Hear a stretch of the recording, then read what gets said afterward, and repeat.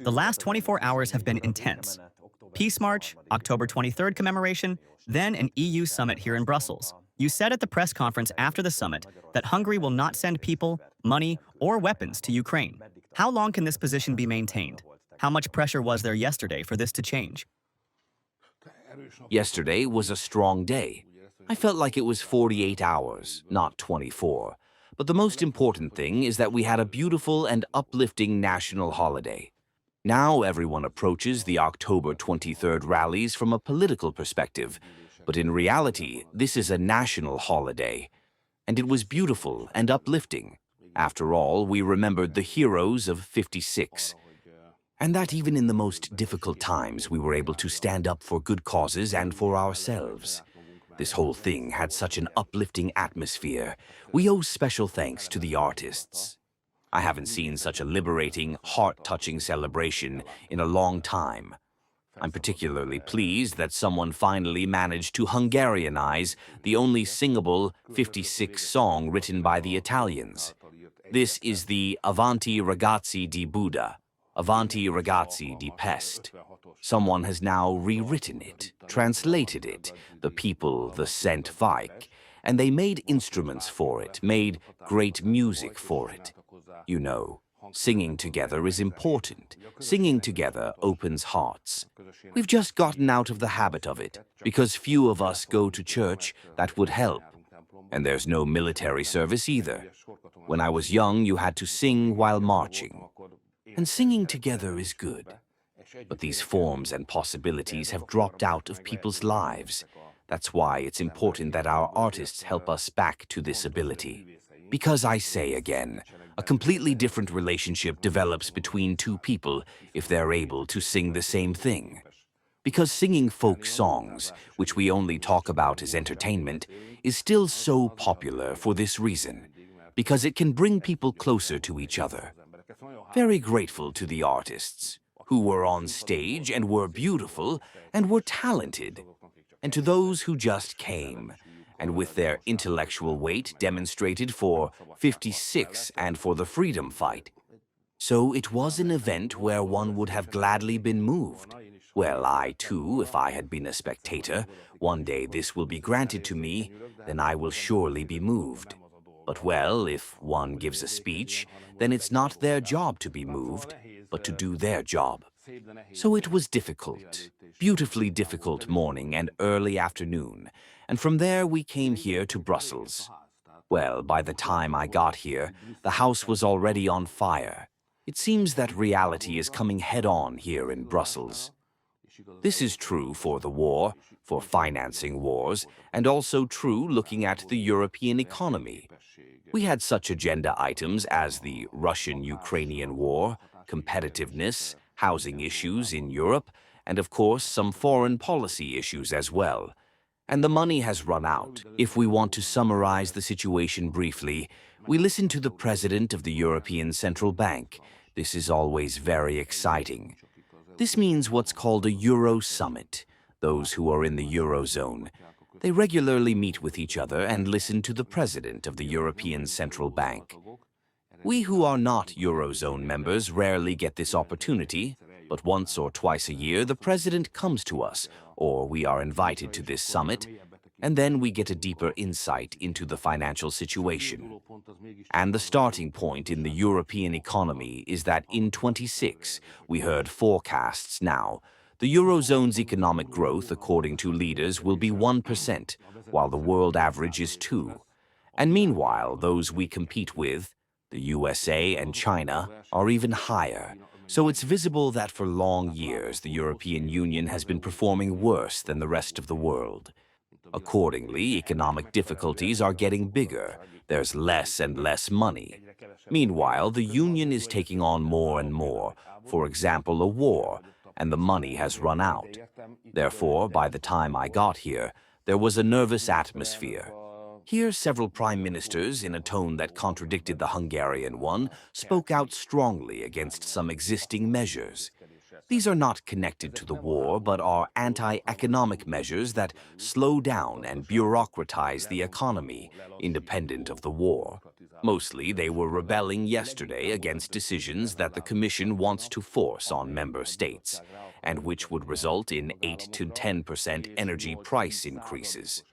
Now, of course, the poor people immediately announced to forget this, but the problem is that the decisions regarding this were already made earlier, which we of course opposed, and now these decisions need to be reviewed retroactively. It's always harder to review a decision than not to make a bad decision. But if the economic situation is like this, then how will there be money for further support to Ukraine?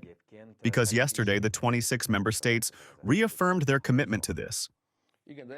Yes, but this is happening with increasingly bad mood. So I have a feeling that they would already like to get rid of this burden. They just rode themselves so deep into the war.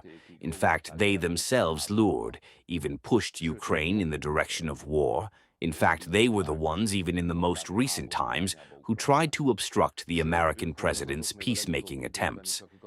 They deceived their own citizens to such an extent with the tale that the Russians are coming, and Uncle Putin will gobble you up in the evening, say in Paris or Berlin. So it's very difficult to come back from this war psychosis and war atmosphere, and to say, oh, sorry, the Russians don't want to gobble us up. We're really the aggressors, not the Russians. This is not an actual threat that they'll come here and occupy European countries. But now we should stop the war and make peace. This is all the opposite of what they said before, not a simple thing. Politics is such a genre that in big matters, if you once get on a track, to get off it without people asking you, but you said the opposite until now. And we had damages and losses from this. So who is responsible for this? So to lose a war, or to admit the possibility of losing a war and change course because of it, is an extremely complicated thing. The Americans couldn't do it either. Well, Biden's people knew exactly that they screwed this up, but they couldn't change course. If Donald Trump doesn't come, then there's no change in American politics. America was only able to pull out of this whole misguided policy because a new president came who could say, what was, someone else did that. I just came. I'm the new president. Now we're doing something different. People accept this from a new president. But here in Europe, the situation is different. Here now, no new president has come to the head of any major country. So those who made the mistakes would have to revise the previous policy. They actually say that they also want peace, only they would do this through strengthening and supporting Ukraine. However, it could be felt in recent days' statements that, for example, the fact that there's no date yet for the Budapest Peace Summit, they seem to receive this with some satisfaction. What's the explanation for this double communication? I didn't feel this because they also know that since Donald Trump, the President of the United States, big things come together here in 2 days. When the Middle East Peace Summit was called last time, which is a more complicated situation than the Ukrainian war, historically more burdened, the decision was announced Saturday noon, and Monday afternoon there were already signatures. Half the world was there. So meetings can come together in 2-3 days. Well, this morning's news is that the Americans will meet with the Chinese president. So here in Europe, they know exactly that the peace summit hasn't been taken off the agenda. At most, it won't happen within a week, and the timing is uncertain. But that it will happen, there's no doubt. Well, everyone knows that the Russians will agree with the Americans. The only problem here, the Europeans' problem, is that they declared the Russian president a war criminal, even placed him on Beelzebub's shelf, and they have a problem meeting with a Russian president. Well, if I do something, it has consequences. The American president never did such a thing. That's why he can meet with the Russian president anytime. The Europeans suffer from the fact that although we should also negotiate, everyone feels that a direct European-Russian summit is needed. But how does this come together after what the Europeans said and did? So if you don't think ahead, you get carried away, or you only think short-term, then sooner or later you pay the price. This is a dangerous international politics, a dangerous operation. Peace summit and peace negotiations. So there hasn't been one yet, but there was a peace march, which preceded the October 23rd celebration. What message did you bring to your colleagues here in Brussels from Kossuth Square and from the Peace March? Every such convincing, huge, moreover, I can say about this one, overwhelming sized and radiating event. It carries the message, even if I don't say it, that the Hungarian position I represent here is not the Prime Minister's position. It's not the Hungarian government's position. Behind it is a people, and after all, we live in a democracy. And if a people decides something, say in referendum form, as happened with us, or in a consultation, as is currently happening, or at a huge mass gathering where certain things are stated, then its weight is different. So then everyone feels it's pointless to press me, put me under pressure, corner me, and beat me up. First of all, I can take it. Second, but even if I couldn't take it, it wouldn't lead to results. Because meanwhile, a country's population, a people itself, doesn't want what the union leaders here in Brussels want. And if they don't want it, then they resist, if they have enough courage and strength in them. So the 56th commemoration is about the fact that Hungarians have enough courage, have enough strength, have stamina.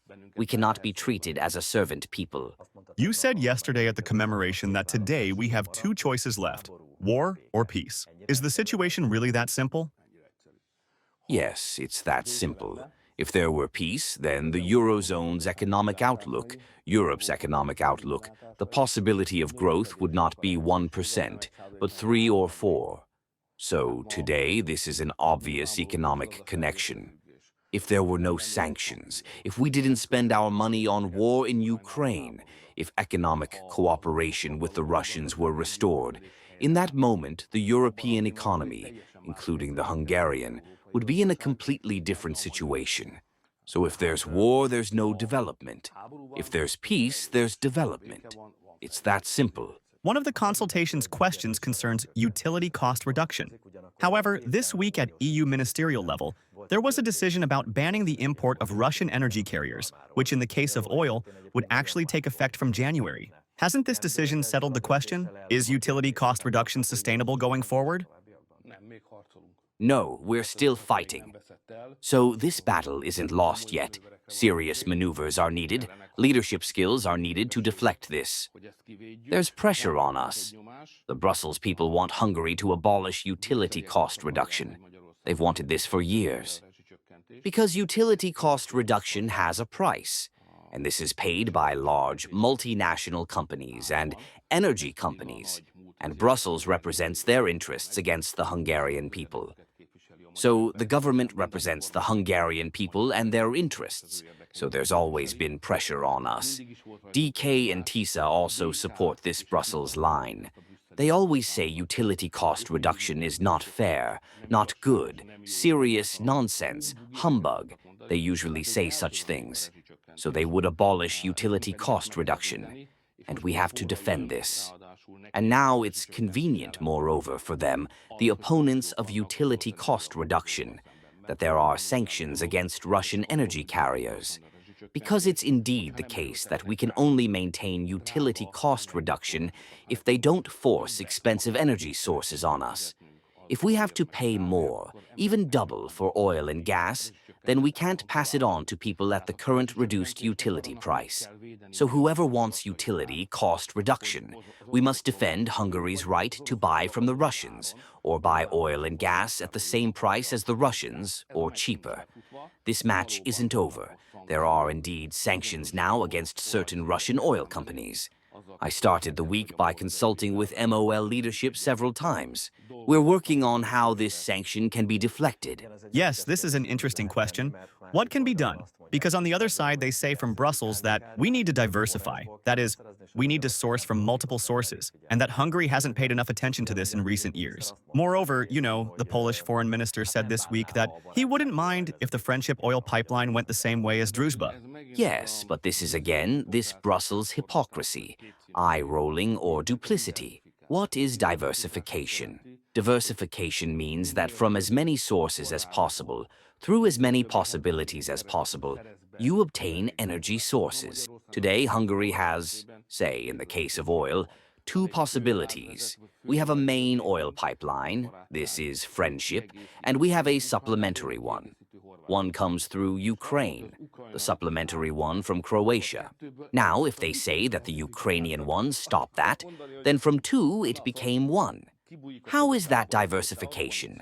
I want to say that the falsehood peeks out from under this picture. It's about them not wanting to accept that in Hungary, unlike all European Union states, utilities are extremely low. If you look at a table of what percentage of their salary people in European countries have to spend on paying their utilities, then you'll see that in Hungary the lowest must be paid. And you know, we don't see this, but everywhere in Europe they say it. So if the Hungarians can solve it so they pay low, then why do we have to pay high? So it's also a problem here that successful Hungarian programs, social programs, utility cost reduction is such a thing specifically. But the pension system is also like this. And well, our opposition to migration is also like this. So for the others, as European countries, citizens, citing the Hungarian example, demanding this, they confront their own governments. For Brussels, it's also a problem that Hungary is such an example that shows, but yes, it's possible. Energy can be cheaper. You just have to do it differently. You can have a migration-free country. You just have to do it differently. You can have your 13th month pension system. You just have to do it differently. So Hungary is a pebble in the shoe, an uncomfortable example for those who don't pursue the same policies as Hungary. That's why the pressure is double.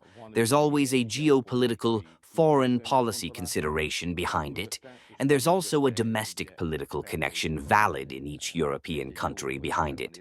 Well, whatever. That's their business. We don't have to deal with this, but we have to defend everything that's important and good for the people.